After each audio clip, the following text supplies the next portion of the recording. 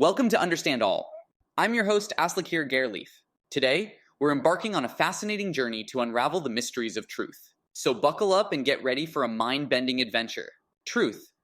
It's a concept we all think we understand. But do we really? There are so many different types of truth out there, each with its own unique characteristics and implications. Let's start with the big ones. Objective and subjective truth. Objective truth is like a sturdy, unshakable rock. It's the kind of truth that doesn't change, no matter who you are or where you come from. Take mathematics, for example. 2 plus 2 will always equal 4, whether you're a mathematician in New York or a farmer in rural China. It's a fact that stands independent of our beliefs or opinions. On the flip side, we have subjective truth, which is more like a colorful kaleidoscope. It's shaped by our personal experiences, perceptions, and emotions. What might be true for you may not be true for someone else. Think about art. One person might look at a painting and see a masterpiece, while another sees a confusing mess of colors. Neither is wrong. They're just interpreting the truth through their own unique lens. But here's where it gets interesting. These two types of truth often intersect and influence each other in our daily lives. We might use objective facts to inform our subjective opinions, or our subjective experiences might lead us to question objective truths we once held dear. It's a constant dance between the two, and navigating it can be quite the challenge. Speaking of challenges, let's talk about empirical truth. This is the kind of truth that's based on observation and experimentation, the backbone of the scientific method. It's how we've uncovered some of the most groundbreaking discoveries in history, from the laws of gravity to the structure of DNA. But even empirical truth has its limitations. As much as we'd like to think that science is infallible, the reality is that it's conducted by humans, who are inherently biased.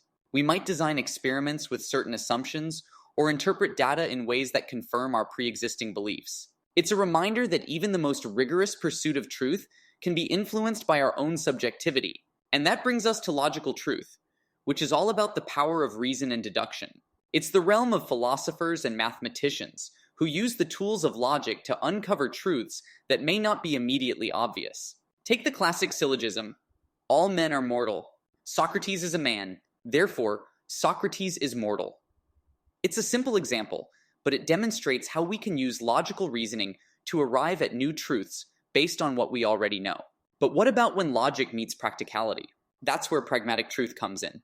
This is the kind of truth that's defined by its consequences in the real world. It's less about abstract reasoning and more about what actually works. A pragmatic approach to truth might lead us to adopt beliefs or practices that are useful, even if they don't align perfectly with other types of truth. For example, let's say you're a doctor treating a patient with a serious illness. You might prescribe a medication that has been shown to be effective in clinical trials, even if the underlying mechanism of how it works is not fully understood. The pragmatic truth in this case is that the medication helps the patient, regardless of the gaps in our scientific knowledge. But truth isn't just about what we can observe or reason out on our own. It's also heavily influenced by the people around us and the societies we live in. That's where consensus truth comes into play. This is the kind of truth that's determined by agreement among a group of people. It's the foundation of social norms, laws, and cultural practices. Of course, consensus truth can be a double-edged sword. Just because a majority of people believe something doesn't necessarily make it true. History is full of examples of consensus truths that were later overturned by new evidence or shifting cultural attitudes. Think about how our understanding of the solar system changed from a geocentric model to a heliocentric one, or how attitudes towards slavery and civil rights have evolved over time. And that leads us to the constructivist view of truth, which suggests that our understanding of reality is actively constructed by our individual and collective experiences. In other words, truth isn't something that exists independently of us, waiting to be discovered. Instead, it's something we create and shape through our interactions with the world and each other. This idea has important implications for how we think about knowledge and learning. It suggests that we don't just passively absorb information, but actively construct our own understanding based on our prior knowledge, beliefs, and experiences. It's a perspective that emphasizes the importance of critical thinking, questioning assumptions, and being open to multiple viewpoints. But in today's digital age, the pursuit of truth has become more challenging than ever before.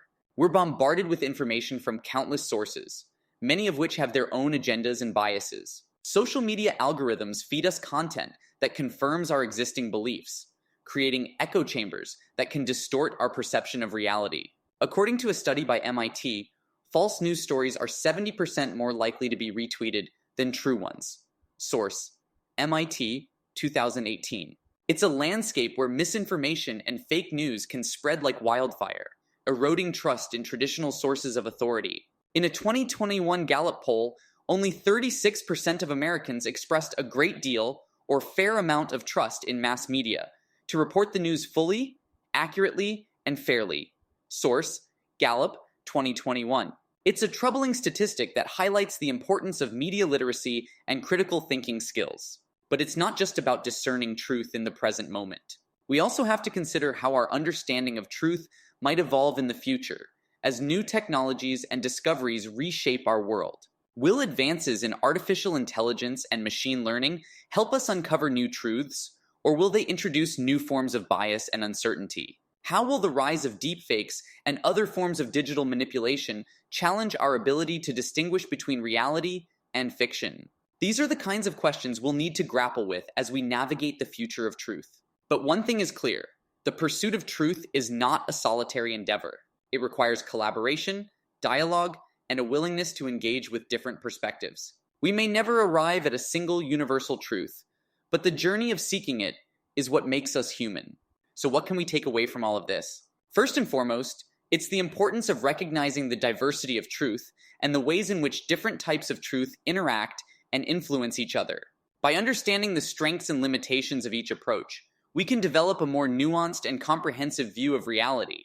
But more than that, the pursuit of truth is about cultivating a mindset of curiosity, openness, and humility. It's about being willing to question our assumptions, seek out new information, and engage in constructive dialogue with others. It's about recognizing that truth is not a fixed destination, but an ongoing process of discovery and growth. So as we wrap up this exploration of the types of truth, I want to leave you with a challenge. Take a moment to reflect on your own relationship with truth. What types of truth do you tend to prioritize in your own life?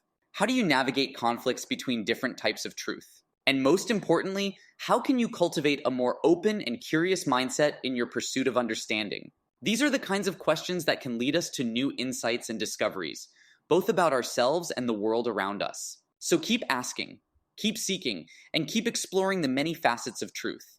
The journey may be challenging at times, but it's one that's well worth taking.